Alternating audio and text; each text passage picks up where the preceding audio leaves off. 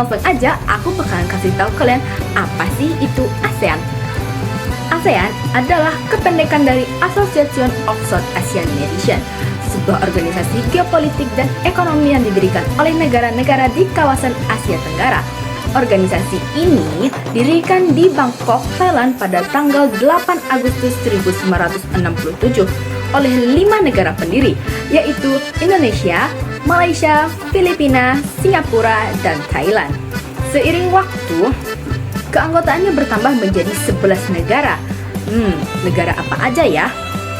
Yang pertama yaitu disusul oleh Brunei Darussalam pada tahun 1984. Yang kedua, Vietnam 1995, Laos Myanmar tahun 1997, Kamboja di tahun 1999, dan yang terakhir Timur Leste bergabung pada tahun 2022 sebagai anggota ke-11. ASEAN tidak terbentuk secara kebetulan. Ada beberapa tokoh visioner yang berperan penting dalam mendirikannya. Siapa saja sih mereka? Baik, kita lanjut aja ke video selanjutnya, yaitu ke Zalfa. Halo teman-teman, di sini saya akan melanjutkan penjelasan dari Kak Purnama, yaitu mengenai tokoh-tokoh pendiri ASEAN. Yang pertama ada Adam Malik dari Indonesia, Tan Abdul Razak dari Malaysia, Tanoh Koman dari Thailand, S. Rajaratnam dari Singapura, dan Narciso Ramos dari Filipina.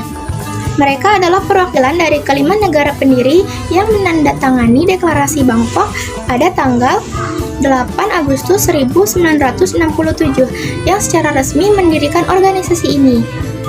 Ada Malik dari Indonesia, yaitu Menteri Luar Negeri Indonesia saat pendirian ASEAN dan pernah menjabat sebagai Wakil Presiden ketiga Indonesia. Tun Abdul Razak dari Malaysia, yaitu Perdana Menteri Malaysia kedua dan dikenal sebagai Bapak Pembangunan Malaysia. Ada Tanoh Koman dari Thailand, Menteri Luar Negeri Thailand saat pembentukan ASEAN dan politisi yang aktif memperbaiki hubungan regional. S. Rajaratnam dari Singapura, yaitu Menteri Luar Negeri pertama Singapura dan dijuluki arsitek Singapura modern. Yang terakhir ada Narciso Ramos dari Filipina, Menteri Luar Negeri Filipina dan pada masa pembentukan ASEAN. Terima kasih. Saya Kiki Santi, saya akan menjelaskan tujuan utama ASEAN.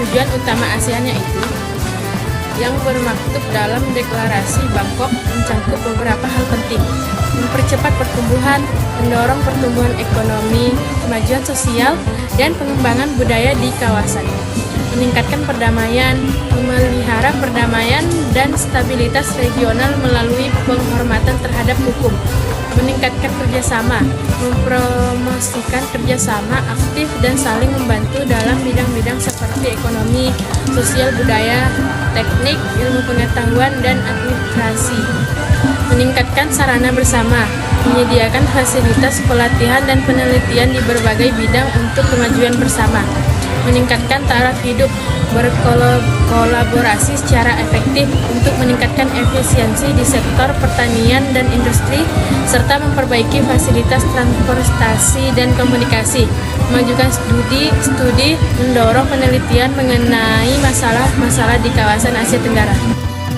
Nama saya Alif Rizky Al-Farid. Saya akan menjelaskan tentang upaya politik dan keamanan zona damai, bebas dan netral yang disebut ZOFAN. Indonesia memainkan peran sentral dan aktif dalam ASEAN selama Perang Dingin dengan berpegangan pada kebijakan luar negeri bebas aktif.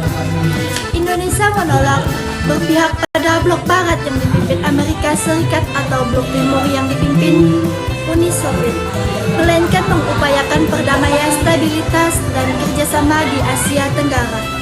Kontribusi utama Indonesia pendiri dan promotor kerjasama regional sebagai salah satu dari 5 negara pendiri Indonesia menjadi pilar utama dan pembentukan ASEAN.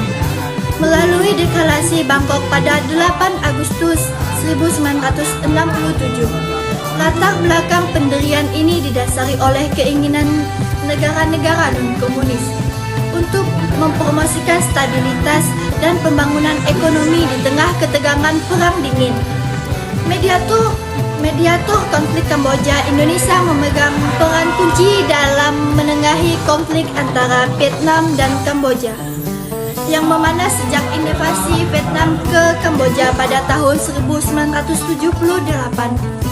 Melalui diplomasi, Indonesia mendorong penyelesaian damai yang akhirnya tercapai pada tahun 1991.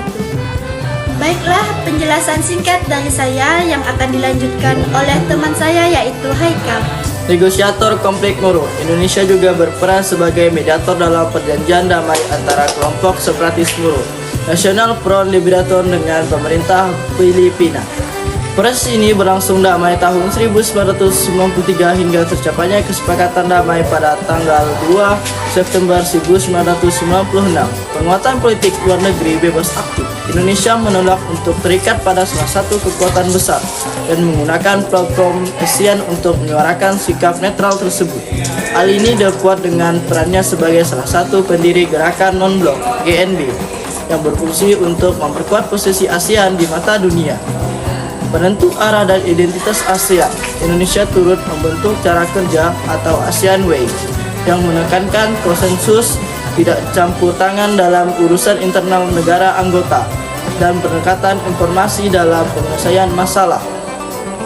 Pendekatan ini memungkinkan ASEAN untuk tetap bersatu meskipun menghadapi perbedaan politik ini antara anggotanya.